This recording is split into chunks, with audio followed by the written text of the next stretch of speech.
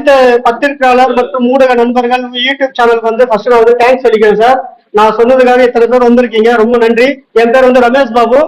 நான் வந்து இந்து மகாசபாவோட மாநில தலைவர் சார்.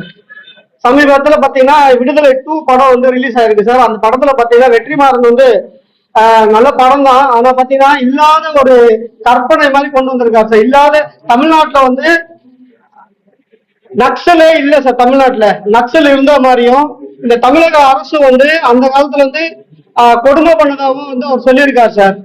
அது மட்டும் இல்லாம இந்த படத்துல பாத்தீங்கன்னா நிறைய தவறான விஷயங்கள்லாம் சொல்லியிருக்காரு சார்.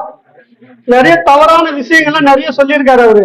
அதே மாதிரி பாத்தீங்கன்னா இந்த படத்துல தமிழ்நாடு கவர்மெண்ட்டும் தமிழ்நாடோட சீஃப் செக்ரட்டரில இருந்து எல்லாருமே வந்து தப்பா வந்து ஒர்க் பண்ணியிருக்காங்கன்னு சொல்லியிருக்காரு. அது மட்டும் இல்லாம இந்த படத்துக்கு வந்து நிறைய விடுதலை புலிகள் அமைப்புலாம் வந்து நிறைய சப்போர்ட் பண்ணுது. இப்ப சமீபத்துல ஒருத்தர் பேட்டி கொடுத்திருக்காரு, உங்களுக்கு எல்லாம் தெரிஞ்ச நண்பர் ஒருத்தர் பேட்டி கொடுத்திருக்காரு. இந்த படம் வந்து தமிழக மக்கள் வந்து 2 வாட்டி 3 வாட்டி பார்க்கணும், பார்த்தாதான் இந்த படத்தோட இது வந்து தெரியும். அது மட்டும் இல்லாம அதை பார்த்துட்டு என்ன நினைக்கிறாருன்னா நக்சலை வந்து மறுபடியும் இந்த 2K கிட்ஸுக்குலாம் வந்து இந்த நக்சலை வந்து கொண்டு வரணும்னு சொல்லி அவர் பாக்குறாரு சார்.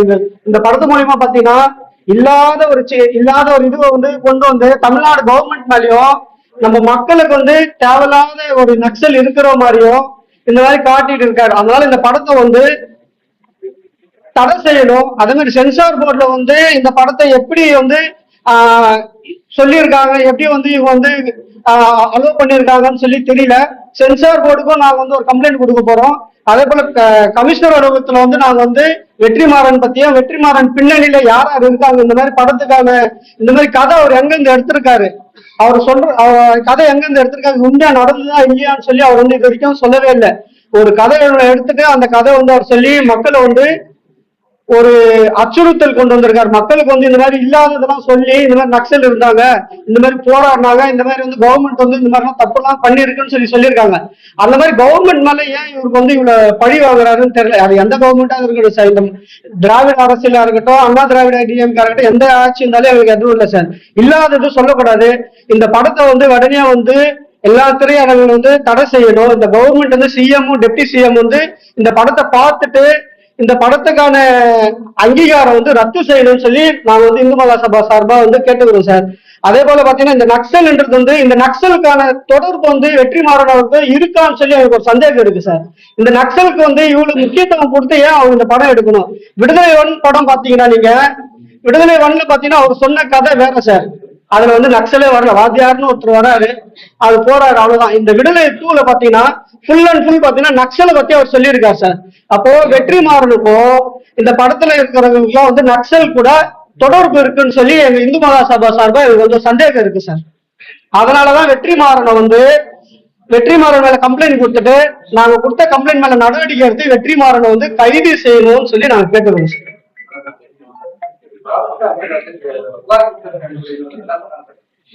சார் நாங்க இன்னைக்குதான் புகார் கொடுக்க போறோம். இந்த பேட்டி கொடுத்ததுக்கு அப்புறமா தான் புகார் கொடுக்க போறோம் சார் கமிஷன் ஆபீஸ்ல.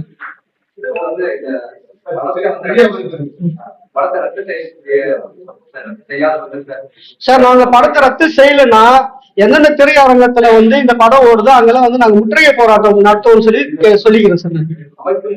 அமைப்பு சார் இந்து மகாசபா சார். நாங்க இந்து மகாசபான்றது வந்து ஒரு பெரிய அமைப்பு சார்.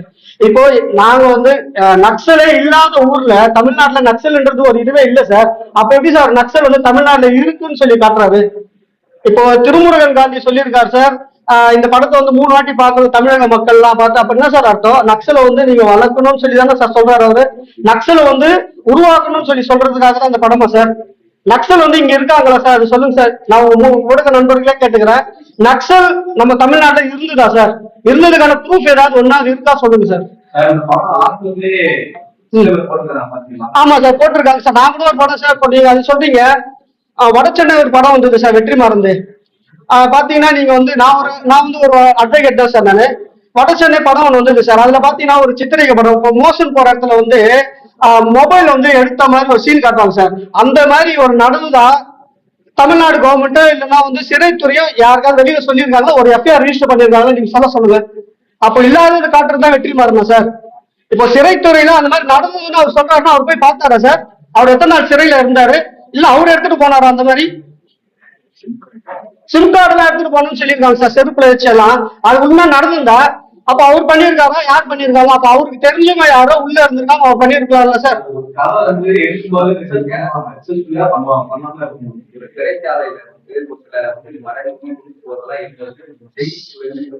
சார் சரி சார், அந்த அடிப்படையில எடுத்துருக்கலாம் தான் சார், நான் இல்லைன்னு சொல்ல சார். அந்த மாதிரி எடுத்து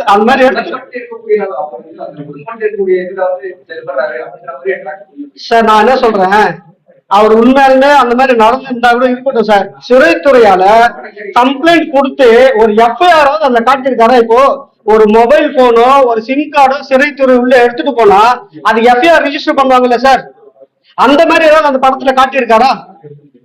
இப்போ ஒருத்தர் சிறைத்துறையில ஒரு போன் எடுத்துட்டு போறாரு சார், அதை எஃப்ஐஆர் போட்டுதான் அவர் காட்டியிருக்காரு அந்த படத்துல, ஏன் காட்டல?